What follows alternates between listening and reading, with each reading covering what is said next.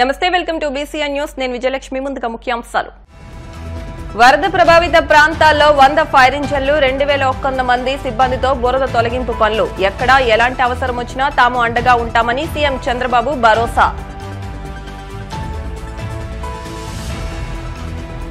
చంద్రబాబు ఈ వయసులోనూ జేసీబీలు, ట్రాక్టర్లు ఎక్కి వరద ప్రభావిత ప్రాంతాల్లో పర్యటిస్తున్నారు. వైసీపీ నేతలు ఇళ్లలో కూర్చుని విమర్శలు చేస్తే సరిపోదన్న డిప్యూటీ సీఎం పవన్ కళ్యాణ్.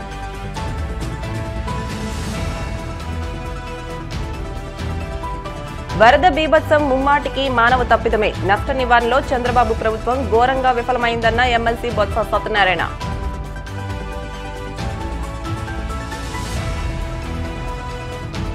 అరుణాచల్ ప్రదేశ్ పర్యటనలో భాగంగా ఆ రాష్ట్ర గవర్నర్ ని మర్యాదపూర్వకంగా కలిసిన కేంద్ర సహాయ మంత్రి భూపతిరాజు శ్రీనివాస్ వర్మ. రాష్ట్ర అభివృద్ధికి సంబంధించిన వివిధ అంశాలపై చర్చ.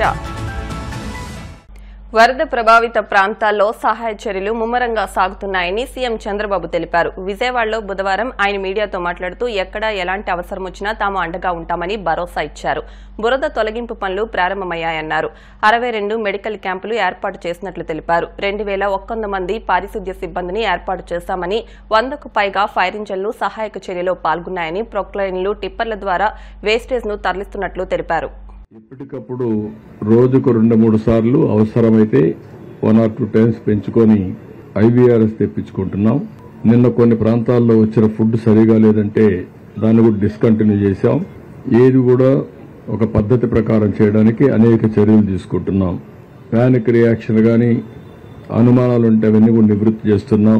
ఎక్కడికక్కడ మున్సిపల్ వాటర్ సప్లై కూడా ఆపరేట్ చేయడం ప్రారంభించారు. ఏవైతే ఇండ్లన్నీ కూడా క్లీన్ చేయడం పని ప్రారంభించారు. 2050 ఇంకొక 40-50 వస్తాయి. ఒక 100 పైన ఫైర్ ఇంజన్స్ వచ్చి ఎక్కడికక్కడ ఈ బురద గాని ఇన్సైడ్ హౌస్ అన్ని కూడా క్లీన్ చేసే బాధ్యత ఫైర్ ఇంజన్స్ అన్నిటికీ అప్పచెప్పాం. ఆ పని కూడా చేస్తున్నారు. ఇంకొక పక్కన 2100 మంది శానిటేషన్ వర్కర్స్ కూడా దించాం. వీళ్ళు కూడా ముమ్మరంగా పనిచేస్తున్నారు. ఏవైతే ప్రొక్లైన్స్ కూడా పెట్టి, అదే మరి టిప్పర్స్ కూడా పెట్టి వేస్ట్ ఎక్కడైతే ఉంటుందో అవన్నీ కూడా క్లీన్ చేసే కార్యక్రమాన్ని పెద్ద ఎత్తున కూడా చేయమన్నాం. ఎక్కడ కూడా అపరిశుభ్రమైన ప్రాంతాలు లేకుండా చేయడం కోసం. ఇంకొక పక్కన ఎక్కడైనా కానీ మనుషులు చనిపోయి ఇంకెక్కడ బాడీస్ ఉంటే అవన్నీ తీసుకొచ్చే విధంగా పోస్ట్ మార్టం కూడా పూర్తి చేసి వాళ్ళ యొక్క బంధువులకు అప్పచెప్పే బాధ్యత కూడా తీసుకున్నాం. ఈ రోజు చనిపోయిన వాళ్ళందరికీ 5 లక్షల రూపాయల ఎక్స్గ్రేషియా కూడా లీగల్ హైర్స్ ఎవరైతే ఉన్నారో వాళ్ళందరికీ అని చెప్పి స్పష్టమైన ఆదేశాలు ఇచ్చాం. 179 సచివాలయాలకి 179 మంది సీనియర్ ఆఫీసర్ని లేకపోతే ఐఏఎస్ ఆఫీసర్ని మొత్తం కూడా ఇన్ఛార్జెస్ గా పెట్టాం. నిన్న last night alone 9,09,191 food packets distribute చేశాం. ఈ రోజు మీరు చూస్తే పెద్ద ఎత్తున మార్నింగ్ అయితే 6 లక్షల ఫుడ్ పాకెట్స్ డిస్ట్రిబ్యూట్ చేశాం. 8,50,000 బాటిల్స్ ఆఫ్ వాటర్ డిస్ట్రిబ్యూట్ చేశాం. 3 లక్షల లీటర్లు మిల్క్ కూడా డిస్ట్రిబ్యూట్ చేశాం. ఒక 5 లక్షల బిస్కెట్ పాకెట్స్ కూడా డిస్ట్రిబ్యూట్ చేశాం. అదే మరి మధ్యాహ్నం నుంచి కూడా ఒక 5 లక్షల మందికి లంచ్ కూడా ప్రిపేర్ చేయమని చెప్పాం. అవి కూడా పంపించాం. అది కూడా డిస్ట్రిబ్యూషన్ జరుగుతూ ఉంది. గర్భిణీ స్త్రీలు కొంతమంది ఇబ్బంది ఉందని చెప్పి ఇన్ఫర్మేషన్ వస్తూ ఉంది. అందుకే వాళ్ళందరినీ కూడా ఏ విధంగా ఆదుకోవాలనో ఆ నెంబర్ కూడా తీసుకోమన్నాం. ఎక్కడెక్కడున్నారో లొకేషన్ కూడా ఐడెంటిఫై చేయమన్నాం. అవసరమైతే వాళ్ళు ప్రత్యేకంగా హాస్పిటల్లో చేర్చడం కానీ లేకుంటే ఏం చేయాలనో అన్ని విధాలు ఆదుకోవడం కోసం ముందుకు పోతున్నాం. ఈరోజు మార్నింగ్ కూడా కొద్దిగా పైన వర్షాలు పడ్డాయి. నేను అన్ని సోర్సెస్ ద్వారా వెరిఫై చేశాను. ఇప్పుడు మా వాళ్ళ పార్టీ వాళ్ళు కూడా చెప్పి చిన్న ఆధ్వర్యంలో, ఎంపీ గారి ఆధ్వర్యంలో పైన ఎక్కడి నుంచి ఇన్ఫ్లో ఏం వస్తుందో కనుక్కోమన్నాను. డిపార్ట్మెంట్ సోర్సెస్ ద్వారా ఇన్ఫర్మేషన్ తెప్పించాం. వాసార్ ల్యాబ్లో కూడా వాళ్ళు ఒక అసెస్మెంట్ చేస్తారు. ఒకవేళ అవసరమైతే ఎలాంటి అప్రమత్తం చేయాలనో అలాంటి అప్రమత్తం చేసే అవకాశం ఉంటుంది. ఈ బుడమేరు అనేది ఎన్నో సంవత్సరాలుగా ఒక సమస్యగా తయారైంది విజయవాడకి. వైఎస్ఆర్ కాంగ్రెస్ పార్టీ మాట్లాడే మాటలు మీరు చూస్తున్నారు. పేపర్లో అదే పనిగా రాసుకుంటున్నారు. నేను ఒకటి అడుగుతున్నా, 2019 నుంచి 24 వరకు మీరు అధికారంలో ఉన్నారా లేదా? ఉంటే బ్రీచెస్ పెడితే ఏం చేశారు? ఎక్కడ నిద్రపోయారు? ఇంకా నేను బ్లంట్గా అడగాలంటే ఎక్కడ గాడిదలు కాస్తున్నారు? అలాంటి తప్పుడు పనులు చేసి మళ్ళా బురజలాలనే కార్యక్రమం నీచమైన కార్యక్రమం. వరద ముంపు ప్రాంతాల్లో సహాయక చర్యలు ముమ్మరంగా సాగుతున్నాయని డిప్యూటీ సీఎం పవన్ కళ్యాణ్ తెలిపారు. అమరావతిలో ఆయన మీడియాతో మాట్లాడుతూ బొడమేరులోని 90% ఆక్రమణలే విజయవాడకు శాపంగా మారాయన్నారు. ఇలాంటి పరిస్థితుల్లో సీఎం చంద్రబాబు సమర్థవంతంగా పనిచేస్తున్నారని కొనియాడారు. ఈ వయసులోనూ జేసీబీలు, ట్రాక్టర్లు ఎక్కి వరద ప్రభావిత ప్రాంతాల్లో పర్యటిస్తున్నారన్నారు. ఆయన్ను అభినందించాల్సింది పోయి విమర్శలు చేయడం సరికాదని వైసీపీ నేతలను ఉద్దేశించి హితవు పలికారు. వైసీపీ నేతలు ముందు సహాయ కార్యక్రమాల్లో పాల్గొనాలని, ఆ తర్వాతే ఆరోపణలు చేయాలన్నారు. కూడా కాలేదు. చాలా ఛాలెంజెస్ మధ్యలో ఆర్థికమైన ఇబ్బందులుండి ఇలాంటి పరిస్థితుల్లో చాలా సమర్థవంతంగా రాష్ట్ర ప్రభుత్వం అధికార యంత్రాంగం పనిచేయడానికి ఇది చాలా బలమైన తార్కాణం. అది గౌరవ ముఖ్యమంత్రి శ్రీ చంద్రబాబు గారి అనుభవం ఇలాంటి విపత్తు సమయంలో చాలా బలంగా తెలియజేస్తూ ఉంది, మనకి చూపిస్తూ ఉంది. అంటే ఒకటి, ఈజీగా ఏ ప్రభుత్వాన్ని తిట్టేయడం చాలా తేలిక. అలాగే మీ దృష్టికి ఏం తీసుకొస్తున్నానంటే బుడమేరు పరివాహక ప్రాంతంలో దాదాపు 90% ఆక్రమణలు ఉన్నాయి. ఈ ఆక్రమణలే బుడమేరుకి మన విజయవాడకి శాపంగా మార్చేసినాయి. ఇవన్నీ ఇప్పటికీ కొన్ని ప్రాంతాల్లో ఆక్రమించిన ఇళ్ళు, ఆ ప్రాంతాల్లో ఇళ్ళు నిర్మించారు. తర్వాత నిర్మించిన ఇళ్ళకి అవుట్ఫుల్ డ్రైన్స్ లేకపోవడం, వరద ఎటు వెళ్తుందో తెలియక అది విజయవాడ సగం నగరాన్ని వరద నీరుతో ముంచెత్తేసింది. ఇది కూడా మేము అడ్డగోలుగా కూర్చోబెట్టి ఇది వైసీపీ ప్రభుత్వం మాటలు కాకపోతే వాళ్ళు చేసి ఉండాల్సింది. ఎంతో కొంత ప్రయత్నం కూడా చేయకుండా ఇలాంటి పరిస్థితుల్లో ఇంత సమర్థవంతంగా ఆ వయసులో ఆయన బుల్డోజర్లు ఎక్కి అసలు చేరలేని ప్రదేశాల్లో, ఎల్లలేని ప్రదేశాల్లో కూడా ఆయన బుల్డోజర్ ఎక్కి, ఆయన పొక్లైనర్లు ఎక్కి, ట్రాక్టర్లు ఎక్కి గౌరవ ముఖ్యమంత్రి గారు అప్రిషియేట్ చేయాల్సింది పోయి ఆయన విమర్శించడం ఇది సరైన పద్ధతి కాదు, మార్చుకోవాలి వైసీపీ నాయకులు. అలాగే వైసీపీ నాయకులకు కూడా నా విన్నపం, నా విజ్ఞాపన, మీరు విమర్శించడానికంటే కూడా ఇది మనందరి ఉమ్మడి సమస్య, ఇది మన రాష్ట్ర సమస్య ఇది. సో మీరు కూడా నడుము వంచి, మీరు కూడా బయటకు వచ్చి, మీరు కూడా సహాయక చర్యల్లో పాల్గొనాలని మనస్ఫూర్తిగా కోరుకుంటా ఉన్నాను. అలాగే గత 2-3 రోజులు నేను కనిపించట్లేదు అది ఇది అని మాట్లాడుతాను. ఒకటి చెప్తాను, ఇప్పుడు నేను వస్తే నాకు ఇబ్బంది ఏంటంటే ఈ సహాయక చర్యల్లో ఇబ్బంది పడిపోద్ది. ఒకసారి అందరిని మీద పడటం, దానివల్ల అధికార యంత్రాంగానికి కూడా ఒత్తిడి అవుద్ది. దానివల్ల నన్ను వాళ్ళు చెప్పడం వల్ల రాలేకపోయాను. అది నిన్న మీకు క్లియర్ కట్గా తెలియజేశాను. ఇంకా దీన్ని విమర్శించాలని ఎవరన్నా వైసీపీ నాయకులు అనుకుంటే భవిష్యత్తులో ఎప్పుడైనా సరే మీరు నాతో పాటు రావచ్చు, ఎక్కడికైనా సరే నా కాన్వాయ్లో తీసుకెళ్తాను మిమ్మల్ని, నాతో పాటు నడవండి. ఎలా ఉంటుందో మీకు అర్థం చేసుకున్నప్పుడు అప్పుడు మీరే సలహా ఇస్తారు. అందుకని దయచేసి దీన్ని ఒకసారి మీ దృష్టికి తీసుకొస్తారు. కానీ విమర్శించే వైసీపీ నాయకత్వానికి ఎవరికైనా సరే రాష్ట్ర ప్రభుత్వం చేస్తున్న ఈ చర్యల మీద ఎవరన్నా విమర్శించదలుచుకుంటే వాళ్ళందరికీ కూడా ఫస్ట్ మీరు సహాయం చేసి మాట్లాడండి. మీరు సహాయం చేసి మీరు బయటికి వచ్చి మీరు మాట్లాడి ఇళ్లలో కూర్చొని కాన్ఫరెన్స్లు పెడితే సరిపోతుంది. మీరు లోపలికి వచ్చి దిగండి మనస్ఫూర్తిగా.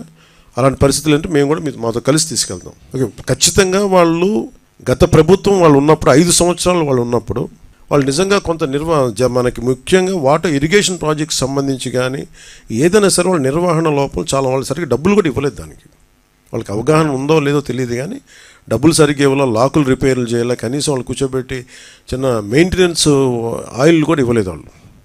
ఇలాంటి పరిస్థితులు చేశారు. సో ప్రతి పనికి అలాగే ఈరోజు మేము అందరం కోరుకుంటుంది కూడా మీరు మా గత ప్రభుత్వాలు దీన్ని అర్థం చేసుకొని మా సహకరించాలని మనస్ఫూర్తిగా కోరుకుంటూ, అలాగే వరద ప్రాంతాల్లో, ప్రభావిత ప్రాంతాల్లో నిత్యం పర్యటిస్తూ అన్నిత్యం అధికారులతో సమీక్షిస్తూ గౌరవ ముఖ్యమంత్రి చంద్రబాబు గారు తిరుగుతూ ఉన్నారు. అలాగే NDR national disaster response force, అలాగే స్టేట్ డిజాస్టర్ రెస్పాన్స్ ఫోర్స్, అలాగే పోలీసు, మనుషుల కోసమే కాకుండా జంతువుల కోసం కూడా మరి ప్రత్యేకించి ఒక 131 హెల్త్ క్యాంప్స్ ఓన్లీ పశువుల కోసం. వరద బీభత్సం ముమ్మాటికి మానవ తప్పిదమేనని, నష్ట నివారణలో చంద్రబాబు ప్రభుత్వం ఘోరంగా విఫలమైందని ఎమ్మెల్సీ బొత్స సత్యనారాయణ ధ్వజమెత్తారు. విజయవాడలో ఆయన మీడియాతో మాట్లాడుతూ ఇంత జరుగుతున్నా ప్రభుత్వం ఎలాంటి చర్యలు చేపట్టడం లేదని, వరద బాధితులకు కనీసం భోజనం కూడా అందించలేదన్నారు. బాధితులను ఆదుకునే బాధ్యత ప్రభుత్వంపై లేదా అని దుయ్యబట్టారు. ఎటు చూసినా సరే, ప్రత్యేకంగా చూసినా, మీడియాలో చూసినా, ఇక్కడ ప్రజలు చూసినా, రాష్ట్రంలో ఎక్కడి నుంచి చూసినా, దేశంలో ఎక్కడి నుంచి చూసినా ప్రజలందరూ కూడా ఎంతో ఆందోళన చెందుతున్న నేపథ్యం. ఎటు చూసినా సరే మాకు నీరు అందట్లేదు, పాలు అందట్లేదు, మాకు వచ్చి భోజనం అందట్లేదు, ఏ రకంగా ఈ జీవనాన్ని గడపాలనే ఎంతో ఆతృత భయాందోళనలో ఉంటున్న పరిస్థితి. 2-3 రోజులు ఇవాళ మధ్యాహ్నం వరకు కూడా కనీస అవసరాలకి లేని పరిస్థితులు. ఈ నేపథ్యంలో మేము కూడా నిన్నటి రోజున మా పార్టీ తరఫున మా నాయకుడు కూడా ఆయన కూడా పర్యటించారు, ప్రత్యక్షంగా వెళ్ళి చూశారు. ఆ తర్వాత విన్నాం, ఆ బాధలు విన్నాం. ఆ నేపథ్యంలో మా నాయకుడు మా పార్టీ తరఫున ₹1 కోటి పార్టీ విరాళంగా పార్టీ ఆర్థిక సహాయాన్ని క్షతగాతులకు చేయాలని, అందులో రేపు ఉదయాన్నే 1,00,000 పాల ప్యాకెట్లని 2 లక్షల వాటర్ బాటిల్స్ని ముందుగా రేపు ఉదయం పార్టీ తరఫున ఎవరైతే ఇబ్బందులు పడుతున్నాయో ప్రధానికి అందించాలని, తదుపరి ఆయా వార్డుల్లో ఉన్న మా నాయకులు మా పెద్దలు అందరూ కూడా ఆ ప్రాంతంలో ఏం అవసరాలు ఉన్నాయో తెలుసుకుని వాటికి కూడా ఇంకా మళ్ళీ పెద్ద ఎత్తున సహాయం చేయాలని నిశ్చయించడం జరిగింది. రేపు ఉదయం 6 గంటల నుంచే ఈ సహాయ కార్యక్రమాలని వీరికి అందించే ఏర్పాటుని రేపు చేస్తాం. గత 2 రోజుల నుంచి ముఖ్యమంత్రి గారు ఆయన పర్యటిస్తున్న నేపథ్యంలో ఆయన చెప్పిన మాటల్ని వాటిని టీవీలో చూస్తాను. సాక్షాత్ ఆయన నోటితో విన్నాం, భోజనం పెట్టలేకపోయాము వాళ్ళని అని అధికారుల్ని అదమాయించి అదిలించడం చూసాం. చంద్రబాబు నాయుడు ముఖ్యమంత్రి ఒక్కరోజు ముఖ్యమంత్రి కాదు, ఆయనే చెప్తుంటాడు నా అనుభవం, నా విజను, నా ఆలోచన అని మాట్లాడుతుంటాడు. ఒక విషయాన్ని సూటిగా ఈ ప్రభుత్వం పరిపాలిస్తున్న చంద్రబాబు నాయుడు గారిని వారి యంత్రాంగాన్ని అడుగుతున్నాం. ఈ అధిక వర్షాలు వస్తాయని ఇది మీకు ఫోర్కాస్ట్ ముందుగా వచ్చిందా లేదా, మీకు ఇన్ఫర్మేషన్ వాతావరణ శాఖ మీకు తెలియపరిచిందా లేదా? తెలియపరిచినప్పుడు మీ ముఖ్యమంత్రి కార్యాలయము లేదా విపత్తులకు సంబంధించిన యంత్రాంగం, రెవెన్యూ యంత్రాంగం కానీ ఏ చర్యలు ముందుగా తీసుకున్నారు ప్రజలకు చెప్పవలసిన అవసరం ఉంది. మనకు ముందుగా ఫోర్కాస్ట్ వచ్చినప్పుడు ముందుగా ఏ ప్రభుత్వం అయినా సరే కామన్ సెన్స్ పాయింట్ ఇది, ముందు ఎస్టిమేట్ వేసుకుంటాం. ఎంత వర్షపాతాన్ని రాబోతుందని మనకి వాతావరణ శాఖ తెలియపరుస్తుంది. దానికి తగ్గ ఏర్పాట్లు చేయాలనేది ముందుగా ఆలోచన చేస్తాం. దీనికేమీ పెద్దగా మనకేమి పేచీలు చేయక్కర్లేదు, చదువుకోక్కర్లేదు, కామన్ సెన్స్ పాయింట్. అందులో అనుభవం ముఖ్యమంత్రి ఇంకా ముందుగా ఆలోచన చేసుకోవాలి. ముందుగా దాన్ని ఫోర్కాస్ట్ చేసుకుని కిందకి నిరోధులుకునే పరిస్థితులు చేసుకోవాలి. ఏమైనా మానిటరింగ్ ఏమైనా జరిగిందా? జరిగితే చెప్పండి, నేను సూటిగా ప్రశ్నిస్తున్నాను. ఇందుగా మేనేజ్మెంట్ చేయలేపారు. ఏమైంది మీ ఆలోచన? ఏమైంది మీద ఉన్న అధికార యంత్రాంగం ఏ ఆలోచన చేసింది? ఏం చేస్తుంది ఇరిగేషన్ శాఖ? ఏం చేస్తున్నారు మేధావులు, మీద ఉన్న అడ్వైజర్లు? మీరేం చేస్తున్నారు? కేంద్ర ఉక్కు భారీ పరిశ్రమల శాఖల సహాయ మంత్రి భూపతిరాజు శ్రీనివాస్ వర్మ అరుణాచల్ ప్రదేశ్ పర్యటనలో భాగంగా ఈటానగర్లో రాష్ట గవర్నర్ కైవల్య త్రివిక్రమ్ పర్నాయక్ ని ఆయన నివాసంలో మర్యాదపూర్వకంగా కలిసి శాలువాతో సత్కరించి పుష్పగుచ్చం అందజేశారు. రాష్ట అభివృద్దికి సంబంధించిన వివిధ అంశాలపై గవర్నర్తో చర్చించారు. ఈ సందర్భంగా కేంద్ర సహాయ మంత్రి శ్రీనివాస్ వర్మ మాట్లాడుతూ గవర్నర్ను కలవడం ఆనందంగా ఉందని అన్నారు. రాష్టంలో పారిశ్రామిక అభివృద్దికి తన వంతు సహకారం అందిస్తానని తెలిపారు. తన నివాసానికి వచ్చిన కేంద్ర సహాయ మంత్రి శ్రీనివాస్ వర్మను గవర్నర్ సత్కరించారు. ఇప్పుడు కాసేపు ప్రకటనలు.